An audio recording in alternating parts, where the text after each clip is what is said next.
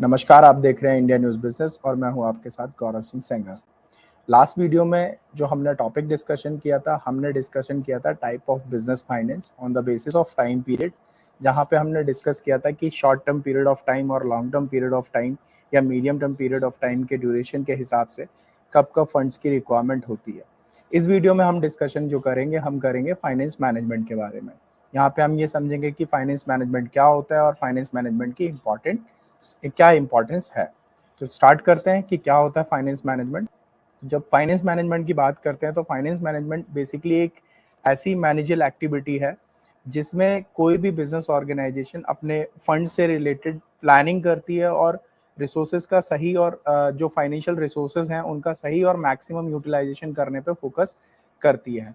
तो ये तो हमारा फाइनेंस मैनेजमेंट की बात होगी। और जब हम इसमें फाइनेंस मैनेजमेंट करते हैं तो हमें फाइनेंस मैनेजमेंट में कुछ चीज़ों का ध्यान रखना पड़ता है, जिसमें हमें दो चीज़ें हैं जो बहुत ज़्यादा इंपॉर्टेंट हो जाती हैं।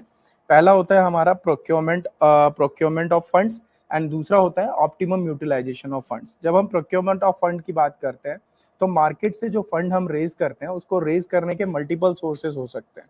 आप मार्केट से फंड रेज कर सकते हैं शेयर्स इशू करके, आप मार्केट से फंड रेज कर सकते हैं बैंक से बोरो करके, आप मार्केट से फंड रेज कर सकते हैं डिवेंचर्स इशू करके। तो ये डिफरेंट डिफरेंट मल्टीपल सोर्सेज होते हैं जिनसे आप मार्केट से फंड रेज कर सकते हैं। जो फंड हम प्रोक्योर कर रहे हैं हमारा मेन फोकस ये रहेगा कि उसे हम मिनिमम कॉस्ट पे लेके आए। अब ये जो मिनिमम कॉस्ट है इसका मतलब क्या है? इसका मतलब ये है कि जब हम फंड रेज करते हैं तो उस फंड के अगेंस्ट हमें कुछ पेमेंट्स करनी पड़ती हैं। वो इंटरेस्ट भी हो सकता है, वो डिविडेंड भी हो सकता है। हमें इस चीज पे फोकस करना है कि जब हम वो जो फंड रेज कर रहे हैं उस फंड के अगेंस्ट जो भी हमें कॉस्ट बियर करनी पड़ रही है तो वो कम से कम जाए। ये हमारा पहला ऑब्जेक्टिव रहेगा। जब हम सेकेंड ऑब्जेक्टिव की बात करते हैं तो सेकेंड ऑब्जेक्टिव हमारा हो जाता है कि optimum utilisation of resources. Means यहाँ पे जो जब हम फाइनेंस मैनेजमेंट की बात कर रहे हैं तो हमारे पास जो फंड है या जो फाइनेंस है उसको हमें ऑप्टिमम यूटिलाइजेशन पे फोकस करना है, जहाँ पे हम फंड्स का मैक्सिमम यूटिलाइजेशन कर सके।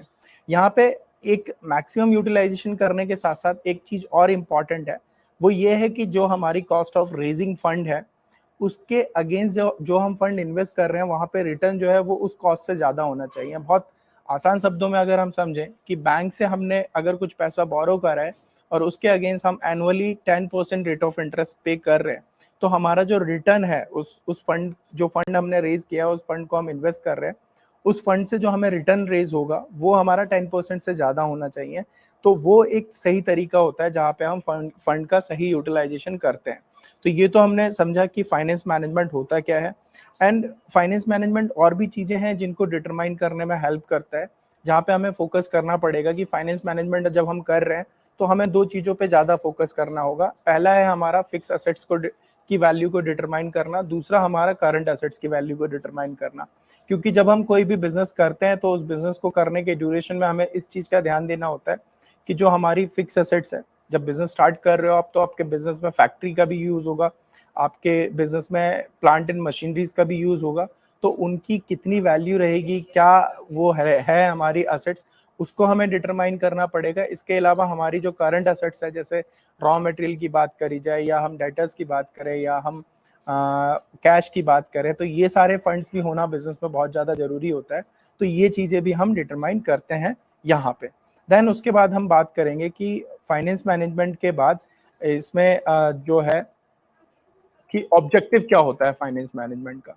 तो जब हम बात करते हैं फाइनेंस मैनेजमेंट के ऑब्जेक्टिव की, तो एक सिंपल वे में जब हम समझेंगे कि फाइनेंस मैनेजमेंट जो पहले ऑब्जेक्टिव रहा करता था, वहां पे एक सिंपल ऑब्जेक्टिव रहा करता था कि फाइनेंस मैनेजमेंट में आपको अपना प्रॉफिट मैक्सिमाइजेशन करना है। यानी कि एज फाइनेंस मैनेजर या एज ऑनर ऑफ बिजनेस आपका जो मेन ऑब्जेक्टिव रहेगा वो ये रहता था कि बिजनेस का प्रॉफिट मैक्सिमम रहे।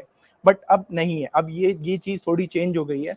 आपका जो मेन ऑब्जेक्टिव रहेगा वो रहेगा is to maximise the wealth of the share holder, या आप ये भी कह सकते हैं कि आपके बिजनेस में जो ऑनर है उनकी वेल्थ की वैल्यूएशन को आपका इंक्रीज करना एक मेन ऑब्जेक्टिव रहेगा।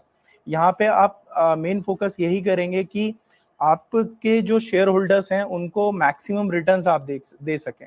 आपके जो शेयर होल्डर्स हैं उनको आप मैक्सिमम रिटर्न्स दे सकें। यानी कि जो डिविडेंड पर शेयर है उस पर आप फोकस करेंगे, जहाँ पे आप आपके जो जिन्होंने आपकी कंपनी में एज शेयर होल्डर इन्वेस्ट किया है उनको डिविडेंड जो पर शेयर मिलना है उसकी वैल्यू बहुत ज़्यादा होनी चाहिए या मैक्सिमम वैल्यू पे फोकस करना चाहिए।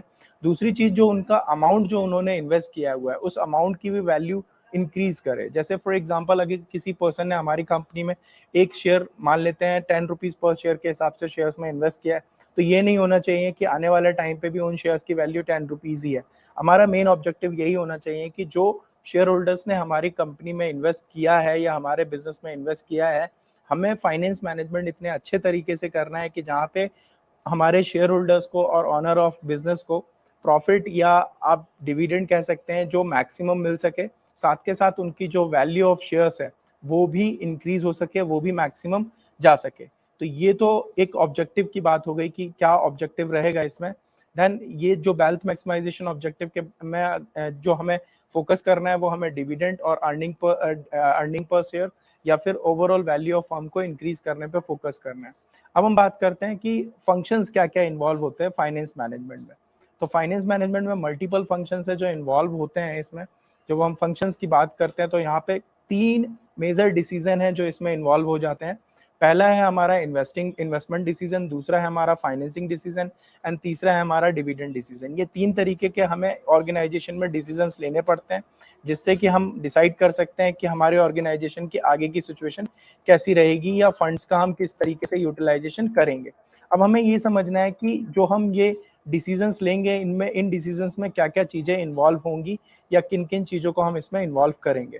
तो इसमें सबसे पहले हम बात करते हैं इन्वेस्टमेंट डिसीजन की। तो इन्वेस्टमेंट डिसीजन में हमें कैपिटल बजटिंग डिसीजन और वर्किंग कैपिटल मैनेजमेंट, ये 2 चीजें करनी पड़ती हैं जहाँ पे हम इन्वेस्टमेंट डिसीजन लेते हैं। कैपिटल बजटिंग डिसीजन में हमें जो हमारी बड़ी-बड़ी असेट्स होती हैं, उन असेट्स में हमें इन्वेस्ट करना है कि नहीं इन्वेस्ट करना है। लाइक एक ऑर्गेनाइजेशन है जहाँ पे मशीन को रेंट पे लेना चाहिए या मशीन में इन्वेस्टमेंट करना चाहिए यानी कि परचेज करना चाहिए।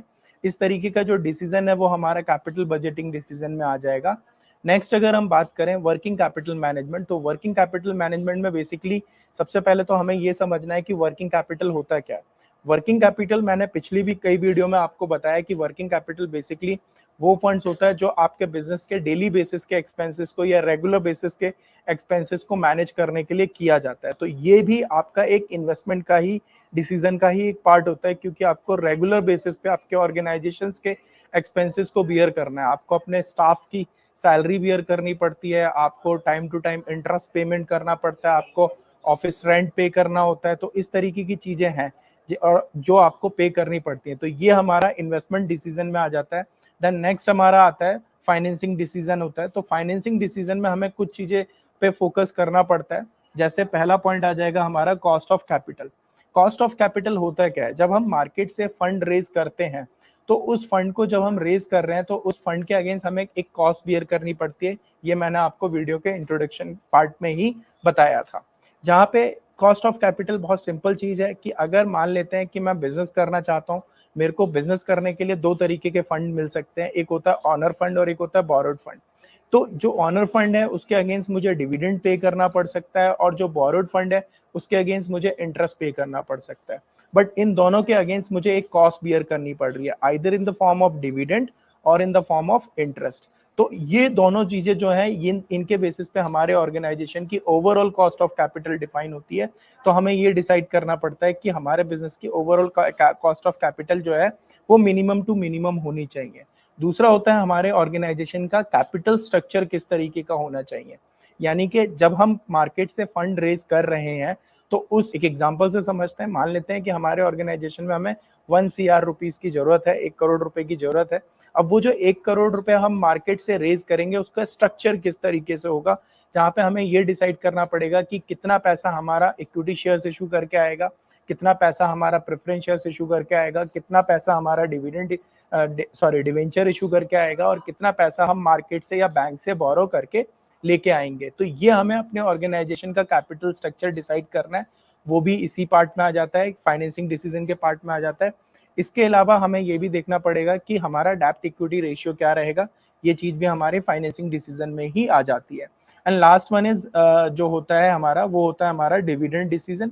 अब डिविडेंड डिसीजन में हमें ये देखना पड़ता है कि जो ऑर्गेनाइजेशन है जो बिजनेस को कर रही है उस ऑर्गेनाइजेशन को टाइम टू टाइम प्रॉफिट होता है। अब उस प्रॉफिट का हिस्सा अपने शेयर होल्डर्स को आपने डिविडेंड के तौर पे देना है या उस पैसे को रिटेन करना है, ये डिसीजंस आपको लेने पड़ते हैं। इनमें डिफरेंट डिफरेंट सिचुएशंस होती है। जैसे फॉर एग्जांपल अगर मैं बिजनेस कर रहा हूँ और मेरे बिजनेस में मेरे को जो प्रॉफिट हुआ है वो प्रॉफिट मुझे अपने शेयर होल्डर्स को डिविडेंड के तौर पे देना चाहिए या नहीं देना चाहिए, उसकी एक सिचुएशन हो सकती है। इन केस मान लेते हैं कि अगर ऐसी सिचुएशन है जहाँ पे एक बहुत अच्छा प्रोजेक्ट या एक ऐसी अपॉर्चुनिटी है जहाँ पे मैं इन्वेस्ट करके अपने शेयर होल्डर्स के वेल्थ को मैक्सिमाइज कर सकता हूँ, उनको फ्यूचर पीरियड में अच्छा डिविडेंड्स दे सकता हूँ, तो हो सकता है कि मैं कुछ पैसा या पूरा का पूरा डिविडेंड पार्ट अपने पास होल्ड कर लूँ, या अगर ऐसी कोई अपॉर्चुनिटी नहीं है तो मैं उनका डिविडेंड दे सकता हूँ। तो इस तरीके के जो डिसीजन है ये डिविडेंड डिसीजन में आ जाते हैं। और ये तीनों ही डिसीजन जिनके बारे में हमने पढ़ा समझा, जिनके बारे में हमने समझा, एक हमारा इन्वेस्टमेंट डिसीजन हुआ, एक हमारा फाइनेंसिंग डिसीजन हुआ, एक हमारा डिविडेंड डिसीजन हुआ। इनसे रिलेटेड डिटेल में इंफॉर्मेशन हम नेक्स्ट वीडियो में कंटिन्यू रखेंगे। फिलहाल अभी के लिए इतना ही। नेक्स्ट वीडियो में हम जल्द मिलेंगे ऐसी ही जानकारी के लिए, और ऐसी ही जानकारी और इन्फॉर्मेशन के लिए बने रहिए इंडिया न्यूज़ बिजनेस के साथ।